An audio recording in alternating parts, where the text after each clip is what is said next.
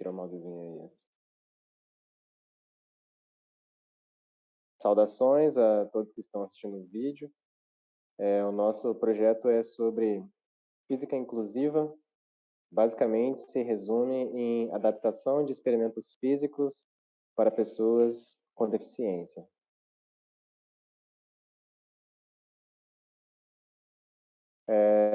Falando um pouco do sumário, não vou falar nada sobre o sumário, corta isso. Esse é o sumário do nosso trabalho. Passa. Eu vou apresentar os integrantes, né, da equipe, que se resume em o Dylan, o Esdras, eu, Fernando e a Pauline. E dando uma introdução sobre cada um dos assuntos que vamos tratar aqui no trabalho. Basicamente, começando pela inclusão em si, a gente vai partir de um princípio que as universidades, elas não estão 100% adaptadas ou preparadas para trazer as pessoas com deficiência, em alguns casos, com o preparo que elas precisam e a inclusão que elas merecem em parte experimental de física. Então, do nosso ponto de vista, as universidades elas têm que primeiro lidar com a criação e o desenvolvimento de competências que permite os docentes e a própria instituição a transmitir esse conhecimento com sucesso e realizar a inclusão. Essa mudança, todas as mudanças que a universidade tem que trazer, ela age em prol da diversidade, né? Porque a sociedade ela é muito ministrada por uma instituição tradicionalmente estruturada, né, pelas pessoas de pele clara, heterossexuais, enfim. E o objetivo, né, desse projeto é introduzir essas pessoas com uma necessidade de incluir esses grupos que foram historicamente suprimidos dessas posições de poder, prestígio, e também porque eles merecem, né, desenvolver os seus conhecimentos, suas competências, seus talentos e potencialidades, que mais especificamente, né, os docentes da instituição têm que ter um preparo para conseguir proporcionar a eles esse tipo de segurança para desenvolver tais. Dessa forma, lidar com esse tipo de situação, né, onde as pessoas têm que adaptar, se adaptar e adaptar os experimentos para pessoas com deficiência, gera uma inspiração não só para pessoas com deficiência, mas também para as pessoas que estão no ambiente onde está acontecendo essa adaptação, porque é um enriquecimento de muitas formas, né? Poder, de certa forma, entender e compreender como a outra pessoa está lidando com este experimento. O próprio docente também tem uma visão diferente, tem que enriquecer muito a sua visão, que geralmente é limitada a ver por si, né?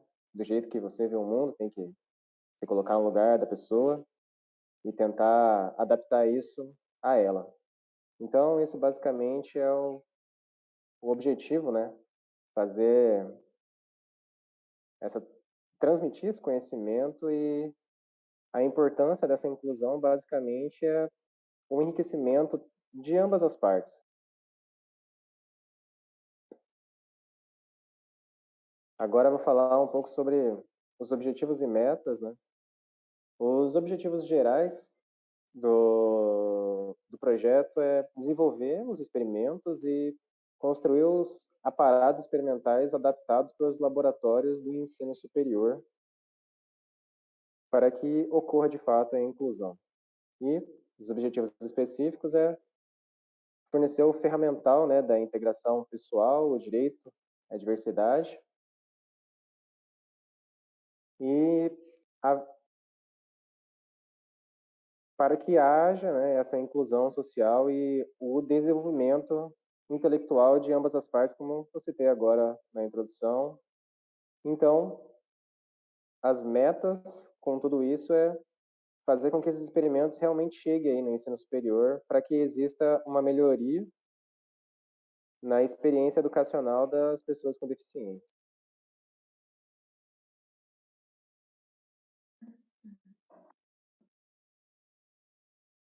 Bueno, yo soy Pauline, voy a hablar sobre las justificativas que tenemos para la realización de este proyecto.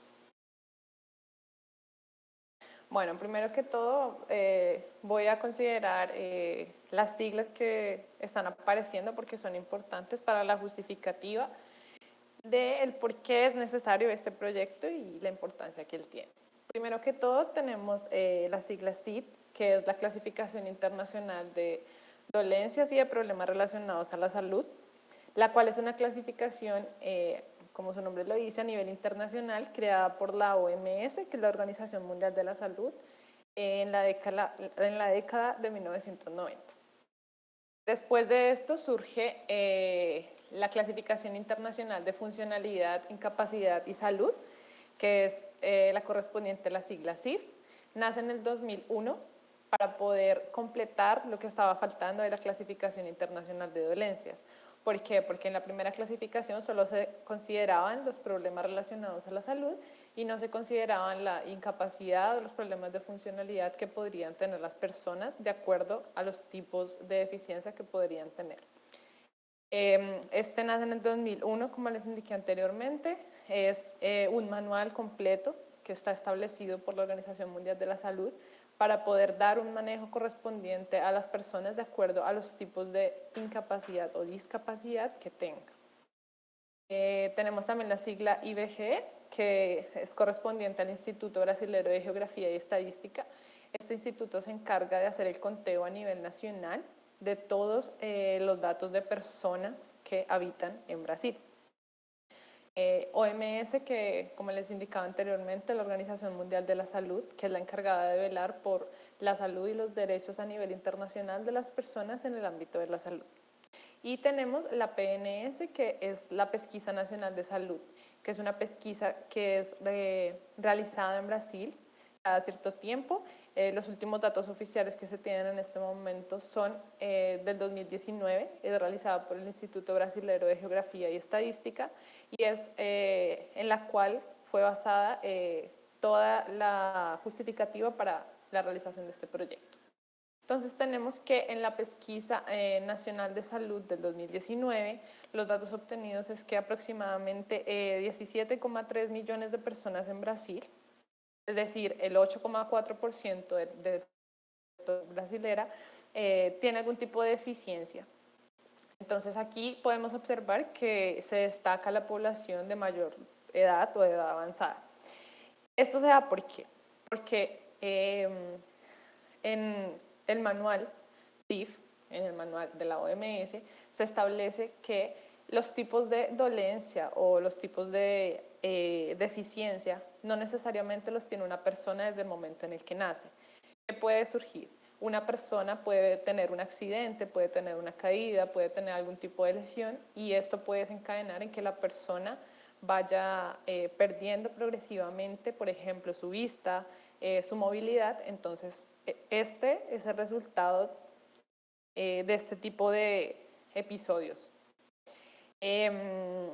Ahora tenemos que la OMS establece en su manual práctico, que es el manual que ustedes están viendo, que está en rojo, que es el manual práctico para el uso de la CIF, que es la Clasificación Internacional de Funcionalidad, establece que en el ámbito educacional, que es el ámbito en el cual nosotros nos estamos enfocando, es necesario que la clasificación sea también utilizada con las herramientas básicas y las referencias correspondientes al tipo de enseñanza que necesita cada una de las personas. Entonces, basándonos en esto, nosotros podemos identificar que tenemos muchas carencias a nivel mundial porque no se hace uso de este manual para crear estrategias ideales para el ensino de ciencia. Hacia 2013, en octubre del 2013 nace este manual y es uno de los más importantes en el área de análisis de personas con deficiencia y de aprendizaje en ellas. Bueno, ahora vamos a hablar a grandes rasgos sobre las problemáticas en el ensino de ciencia. Primero tenemos que no son consideradas las necesidades especiales en todos los planos de ensino de cada una de las áreas en las cuales se desenvuelven personas con deficiencia, por ejemplo. Entonces, hay cosas que hay que considerar que son, por ejemplo, los componentes básicos de salud y bienestar.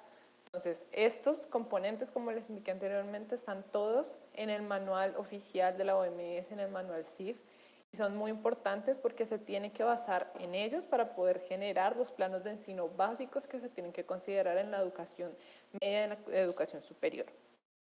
Como segundo tópico tenemos que el ensino de física y de ciencia a nivel mundial, no solamente en Brasil, no presentó mucho desarrollo, aún teniendo mucha tecnología, ¿no? Entonces, ¿qué es lo que sucede? Que teniendo mucha tecnología nos está dando uso correspondiente para poder mejorar y evoluir el ensino de ciencia a nivel internacional en general. Entonces, solamente se fundamenta en los libros, lo que está bien, pero para el ensino experimental presenta muchas fallas. Como tercer tópico tenemos que no hay capacitación, no hay preparación previa por parte de los profesores. Entonces, cuando un alumno llega, por ejemplo, a la sala de aula que tiene determinada discapacidad, el profesor no tiene los conocimientos necesarios para poder realizar el tipo de acompañamiento que el alumno necesita. ¿Por qué? Porque cada alumno tiene una necesidad diferente, de acuerdo al tipo de deficiencia que tenga este alumno, que más adelante vamos a ver cuáles son. Como cuarto tópico tenemos que es una referencia de un trabajo oficial de Brasil, el cual se enfoca en el área de enseñanza en personas con deficiencia y presenta que el ensino de física como tal tiene muchas carencias en el área experimental y trae un tema muy importante que es como parámetro general y es algo constitucional, que es un derecho de todas las personas que habitan una nación. Todos los alumnos tienen derecho a llegar a la misma cantidad y cualidad de conocimiento. Entonces, ese es un parámetro muy importante porque generalmente las personas que tienen algún tipo de deficiencia no consiguen llegar a la calidad o cantidad de conocimiento que llega una persona que no padece este tipo de deficiencia. Entonces aquí nace nuestro proyecto, que es la solución. Nosotros estamos proponiendo este proyecto considerando las carencias en información y en la preparación en aulas específicas para personas con deficiencia. Entonces, el proyecto como tal lo que está buscando es proporcionar las herramientas y estrategias necesarias para que las personas que tienen algún tipo de deficiencia puedan acceder a un ensino experimental de física, que es muy importante y es necesario de forma habitual, de forma convencional, que no se sientan excluidos como anteriormente lo mencionaba Fernando, por determinadas características que históricamente siempre se han tenido. La adaptación de temas relacionados a la enseñanza y al aprendizaje de los alumnos es basada en que se busca generalizar el ensino de ciencia en todas las personas que compongan la sociedad, no solamente en personas que no padezcan deficiencia. ¿Por qué? Porque si ustedes tienen conocimiento en las escuelas, por ejemplo, no hay un tipo de acompañamiento o no hay ningún tipo de preparación logística de la infraestructura de las escuelas y esto se transmite hasta que llegan a la educación superior. Y lo más importante aquí, que es el tópico más importante, es que se busca el análisis y el desenvolvimiento de otras capacidades de las personas con deficiencia, porque el hecho de que una persona padezca algún tipo de deficiencia no significa que sus otras capacidades no sean buenas, muy por el contrario, se desarrollan potencialmente de acuerdo, por la necesidad de tener algún tipo de adaptación a la sociedad como tal. Bueno, ahora vamos a hablar de la metodología general de cómo va a ser el proyecto como tal. Entonces, la metodología sugerida por nosotros es, primero, un análisis y una evaluación de la bibliografía que está directamente orientada a la inclusión de personas con deficiencia en el ambiente académico. ¿Esto por qué? Porque actualmente no se cuenta con mucha información específica para la enseñanza de ciencia en personas con deficiencia. Posteriormente, es importante realizar una investigación de campo. ¿Por qué? Porque se necesita establecer si las instituciones de ensino superior y de ensino medio están cumpliendo con las características mínimas y con las necesidades mínimas que tienen las personas con algún tipo de deficiencia. ¿Por qué? Porque son necesidades especiales. Posteriormente, es importante realizar el análisis de los resultados para verificar cuáles son las necesidades reales.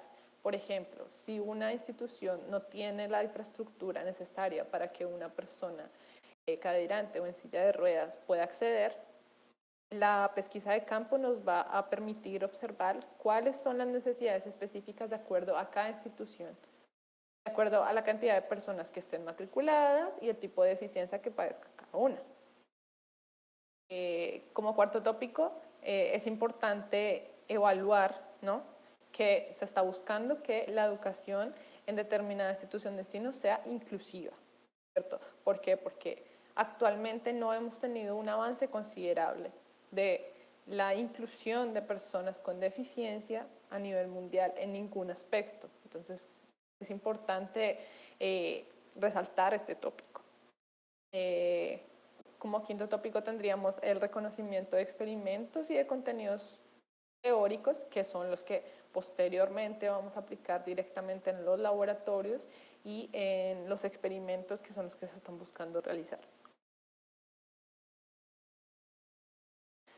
Aquí como sexto tópico tenemos que es importante aquí la adaptación, que va a ser basada en las necesidades que tenga cada una de las personas con deficiencia del grupo evaluado.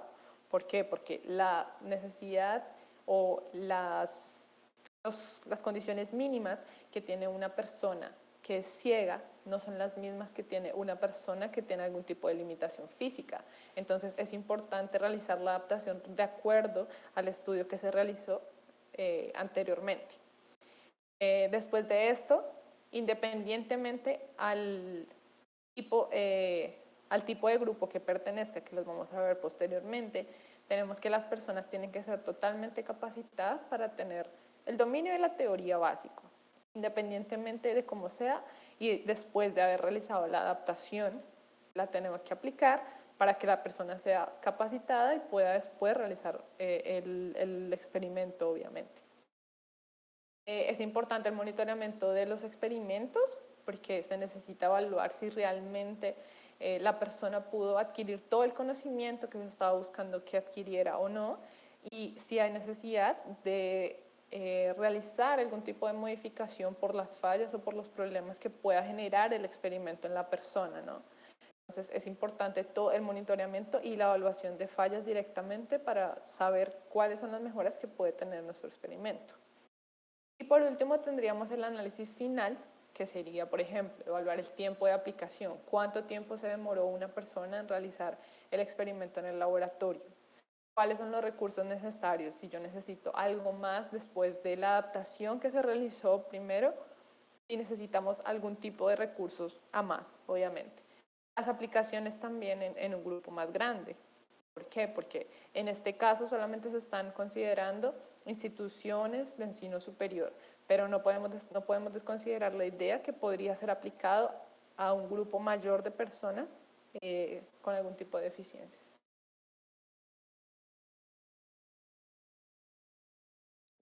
Meu nome é Esdras, eu vou estar falando aí um pouquinho sobre as etapas do projeto agora. Bom, a primeira parte do projeto cabe com respeito à escolha do tema, né, e à escolha da equipe.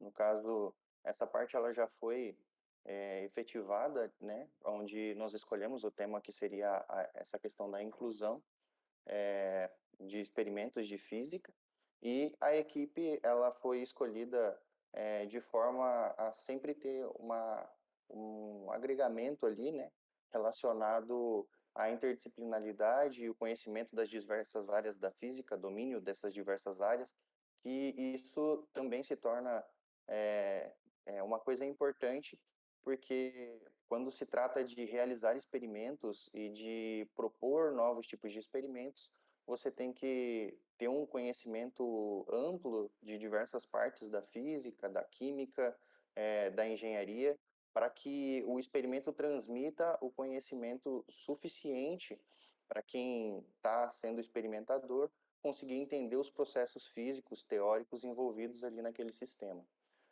A segunda etapa do projeto, como já havia dito a Pauline, é referente ao levantamento bibliográfico, onde se busca o conhecimento dos grupos PCDs, o conhecimento das possibilidades de adaptações de experimentos físicos, apesar de não haver muitas bibliografias a respeito disso, muito desenvolvimento nessa área, né, de adaptação de experimentos da física para esses grupos de pessoas com deficiência.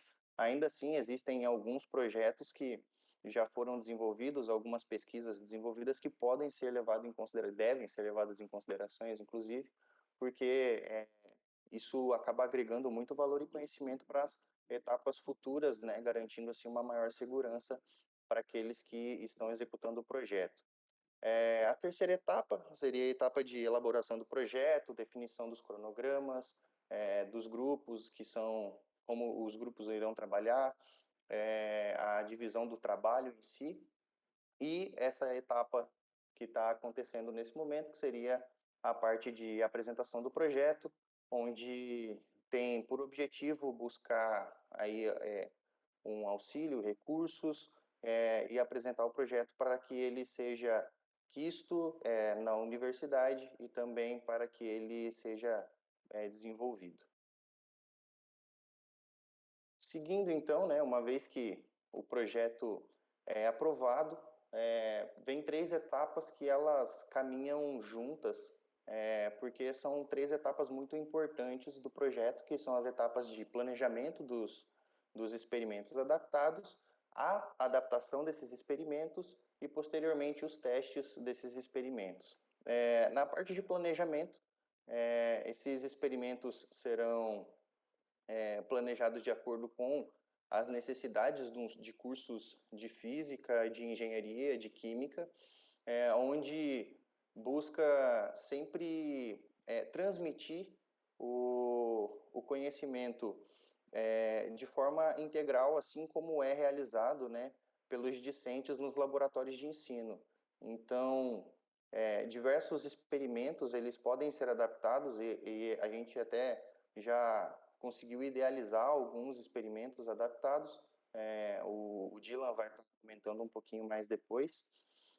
E essa parte de planejamento vem também das necessidades estruturais do ambiente de laboratório, como a Pauline havia comentado, porque não necessariamente esses ambientes de ensino eles estão totalmente adaptados e preparados para receber já de cara experimentos adaptados. Pode ser que institucionalmente exista a necessidade de você adaptar um laboratório, você realizar uma adaptação ou uma especialização profissional ali também, e isso tem que ser levado em consideração na etapa de planejamento, né? A etapa de adaptação, basicamente, é quando coloca-se a mão na massa e aí começa a se produzir esses equipamentos adaptados, né? Esses aparatos experimentais, ou desenvolver aquilo que foi proposto, né? As ferramentas propostas durante a etapa de planejamento. De forma a realizar sempre um controle do que está sendo desenvolvido, todas as vezes que surgem algum tipo de problema com respeito às adaptações propostas, retorna-se ao planejamento do experimento para ver se isso inviabiliza ou não, né, ou dá continuidade no processo de adaptação, ou se é necessário realizar um novo estudo em cima daquele aparato, daquela proposta, para que ela seja, de fato, muito assertiva com a proposta que ela desenvolve. Depois disso, começam as fases de testes, e para essa fase de testes também é importante que sejam elegidos alguns voluntários, preferencialmente que sejam pessoas com deficiência, porque a ideia é que esses experimentos adaptados transmitam o conhecimento como um todo daquilo que ele é proposto. Então, uma vez que o experimento foi planejado, foi adaptado o aparato experimental para realizar ele.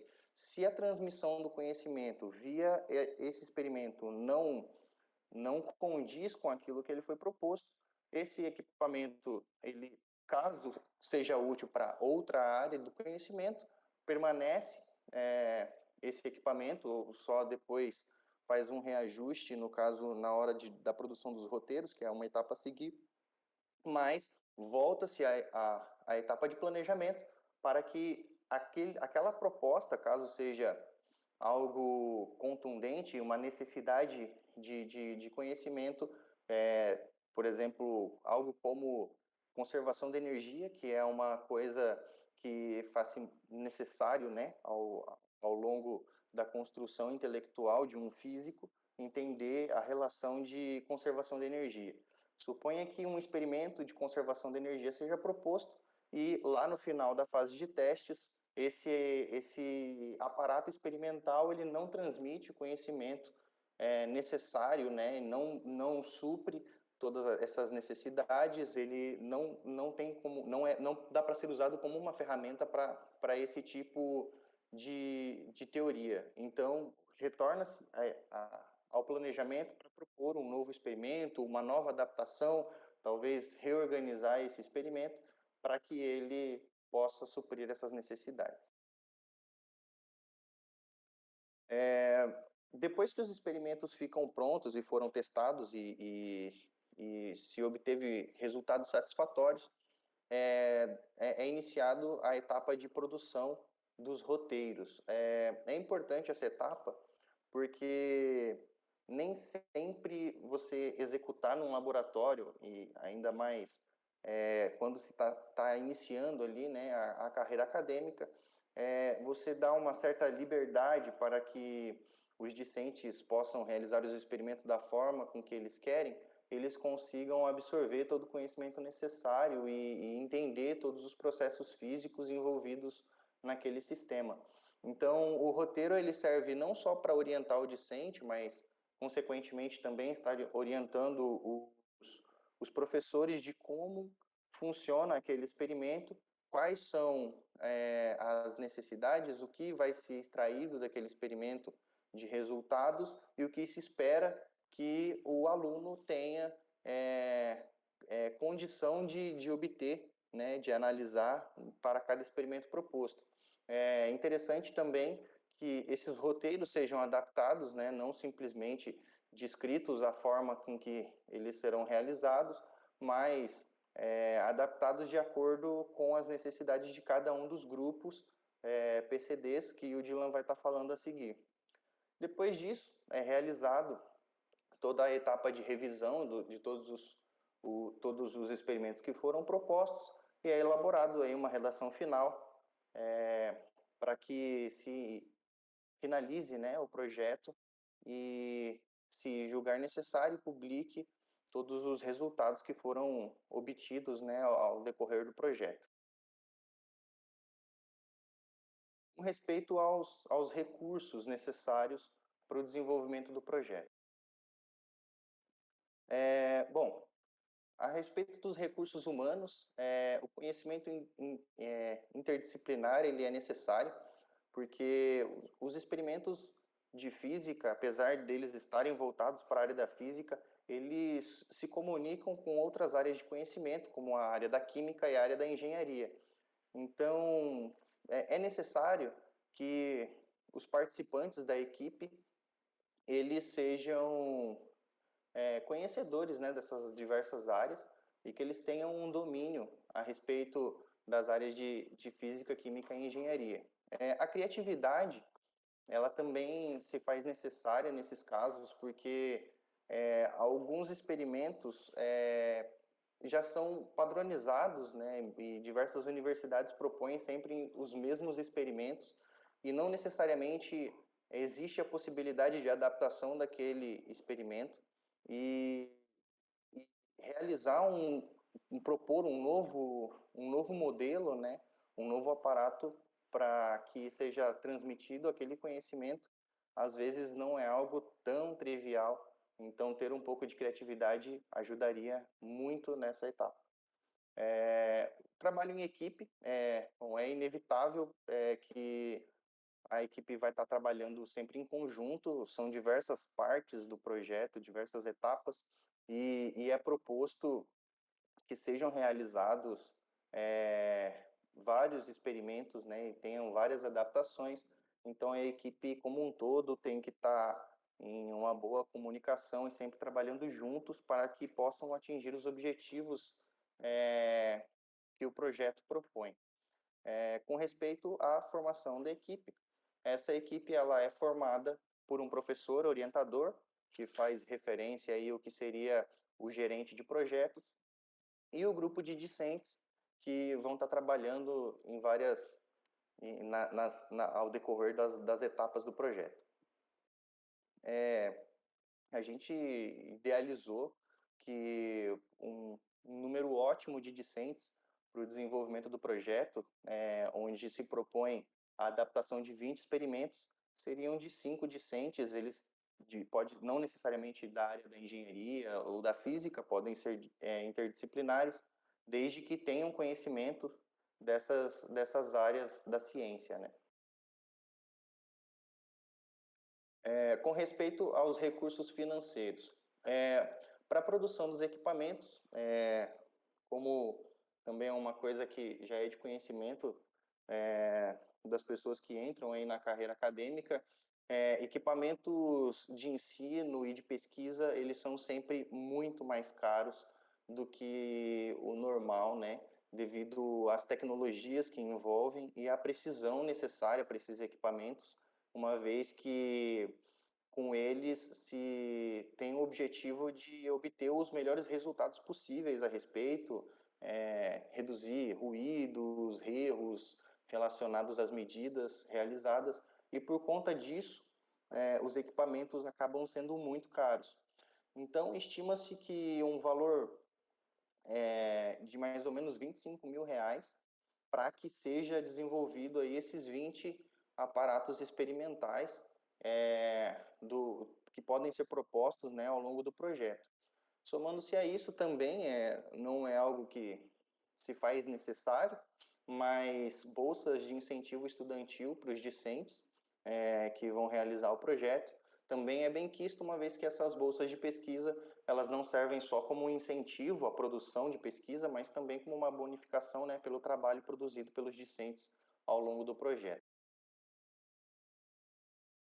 Com respeito aos potenciais investidores, já é comum nas universidades, quando se desenvolve pesquisas, recorrer a esses grupos, né, de incentivo.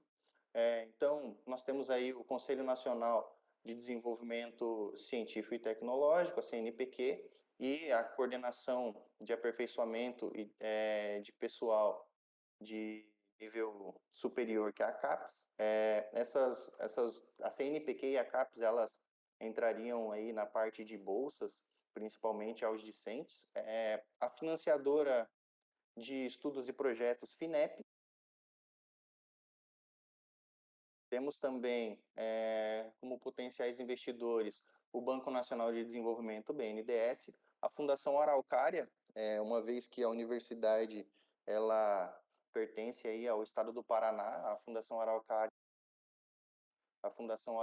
ela atua aí, né, no apoio ao desenvolvimento científico e tecnológico no Paraná, e também a UNILA, uma vez que a ideia é que esse projeto seja desenvolvido na instituição pelos discentes do curso de Engenharia Física aqui da UNILA mesmo. Com respeito ao cronograma. O cronograma foi distribuído ao longo de 8 meses. os 2 primeiros meses são relacionados à parte de planejamento do projeto, levantamento bibliográfico, escolha das equipes e a apresentação do projeto, que ocorrem aí no mês de novembro e dezembro do ano de 2022. E uma vez proposto o projeto, esse projeto se inicia no ano de 2023 com a execução dos planejamentos e adaptações do projeto, ali nos 2 primeiros meses. Posteriormente, a fase de testes. E aí, como eu havia comentado, né, essas 3 fases de planejar, adaptar e testar os equipamentos, elas são muito importantes e elas, de certa forma, se realimentam ali toda vez que você obtém um avanço. Caso ele não seja satisfatório, você acaba dando um passo para trás para que possa fazer as correções necessárias para o bom andamento do projeto.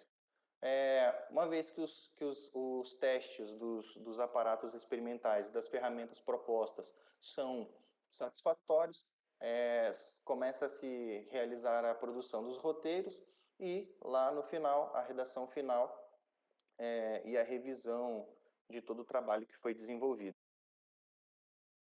Esse infográfico, ele é interessante porque ele apresenta mais ou menos o que seria um tempo de dedicação, né, com respeito a cada etapa.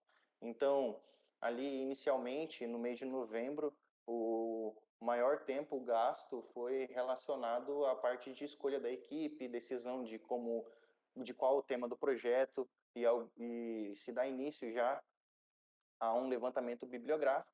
E à medida que os meses vão passando, vão se obtendo novas prioridades. Então, determinadas etapas do projeto, por exemplo, o levantamento bibliográfico, ele é uma etapa do projeto que se estende por um período de tempo maior. Contudo, quando se inicia a fase de elaboração, planejamento e adaptações desses equipamentos adaptados, se diminui a carga horária de demanda, né, para a leitura de bibliografias, para os estudos em si, e começa-se a realizar outras etapas com, uma dedicação maior de tempo, né, para cada uma delas.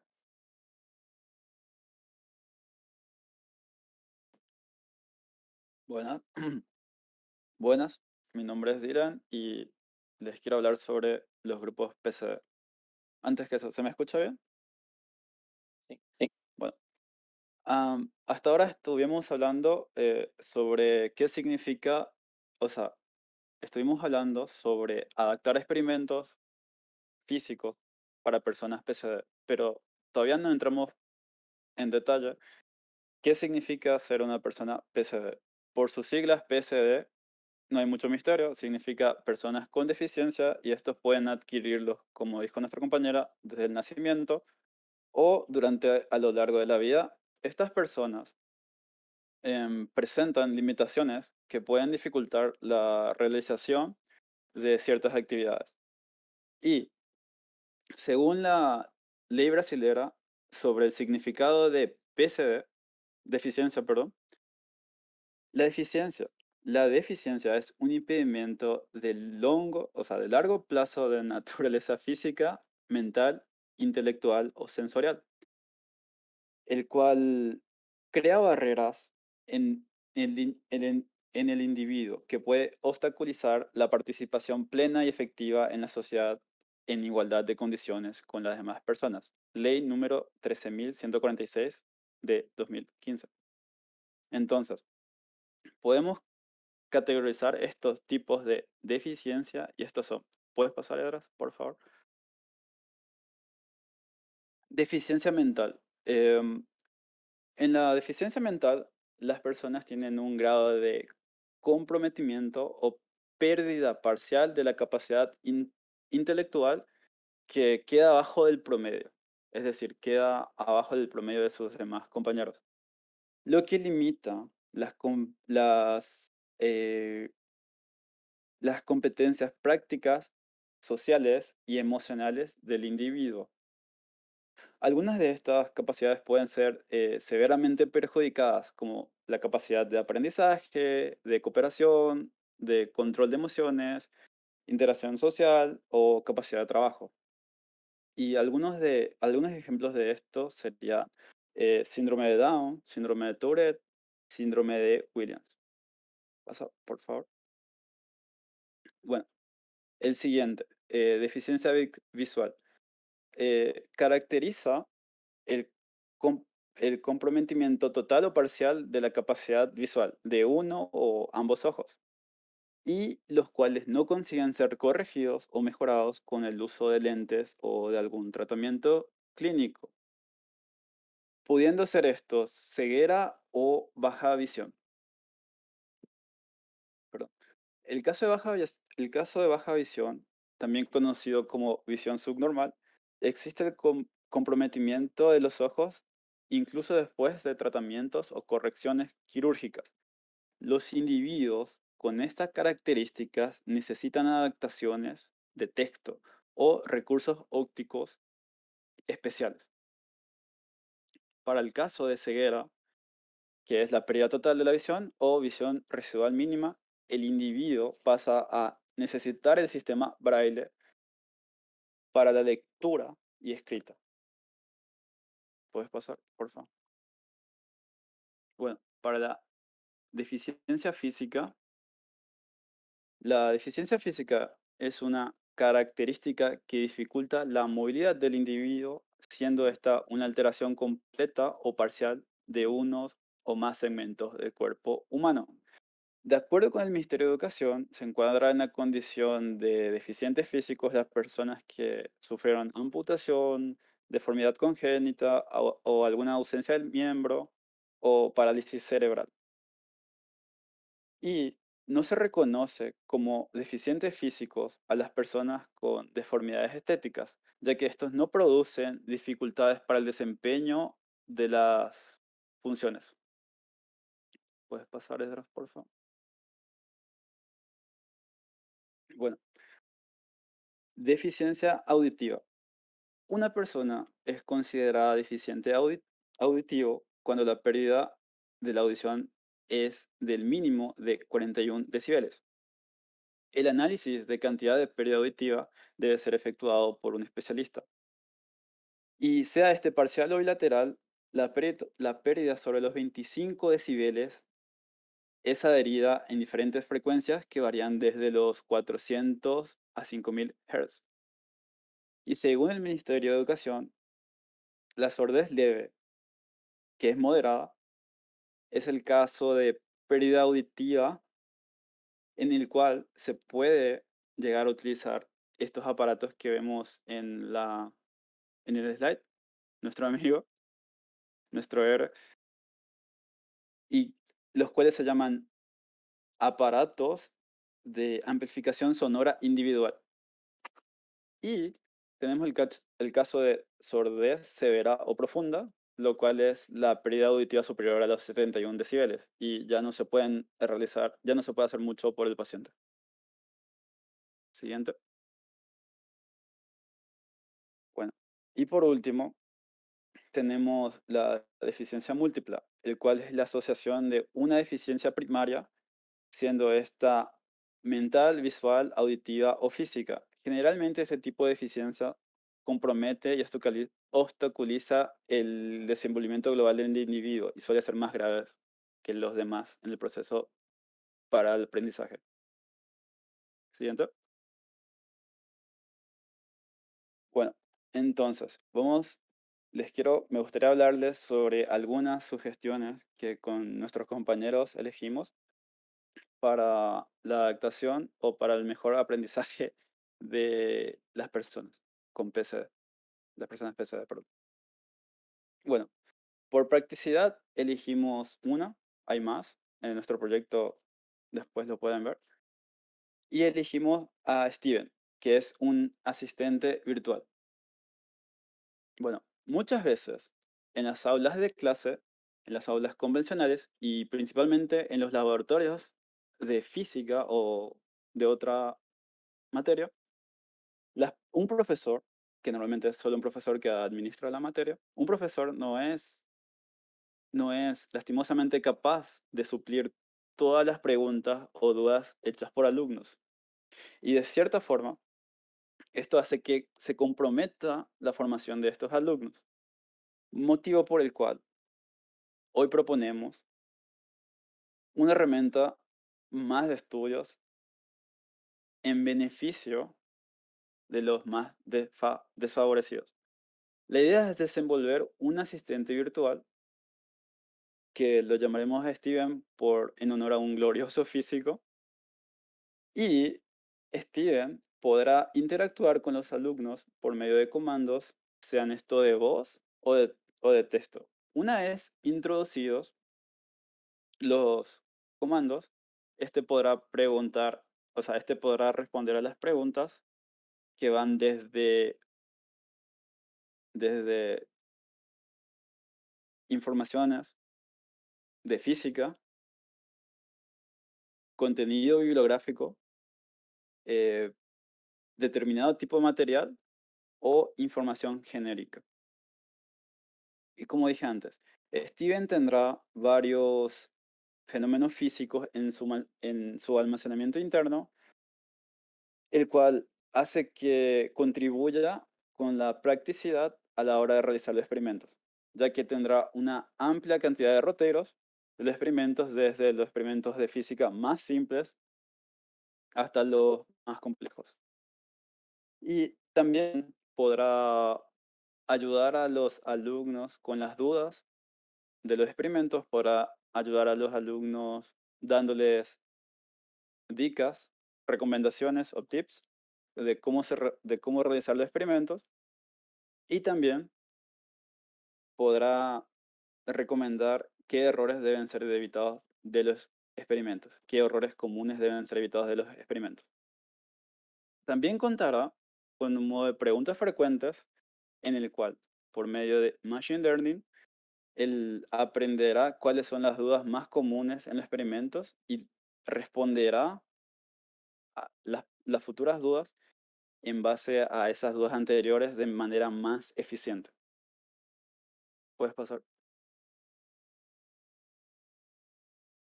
Y bueno, entonces, para las consideraciones finales, como dijo mi compañera Pauline, es importante tener en cuenta que no hay cómo generalizar, no hay cómo generalizar la educación para todos. Es decir, no hay cómo enseñar, hay que aplicar diferentes metodologías para estas personas. No hay cómo aplicar una metodología del mismo género para una persona con deficiencia física que para una persona con deficiencia auditiva o visual.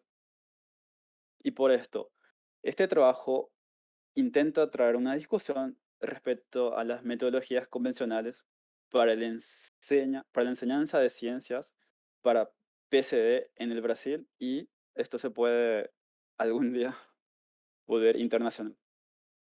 Y considerando las herramientas metodológicas convencionales, este proyecto presenta un gran desafío para el avance del enseño, pues históricamente, desde tiempos inmemorables, las personas afectadas siempre son los más desfavorecidos. Y falta capacitación por parte de los profesores de cómo tratar a esta gente. Hay que cambiar mm, todo, no solo el equipamiento, no solo el laboratorio, hay que capacitar a los profesores, hay que hacer un cambio radical desde el sistema. Y por último, el invertir en el proyecto implica que implica un investimiento humano, pues es necesario que las personas, todos tienen derecho a la educación y todos tienen derecho a la educación y tienen derecho a una educación de calidad para volverse profesionales. Y puedes pasar. ¿Y algunas referencias? Sí, ¿no? ¿Alguien quiere decir algo de referencia? Gracias, y estaremos felices complacidos de responder sus preguntas. Estos son nuestros emails.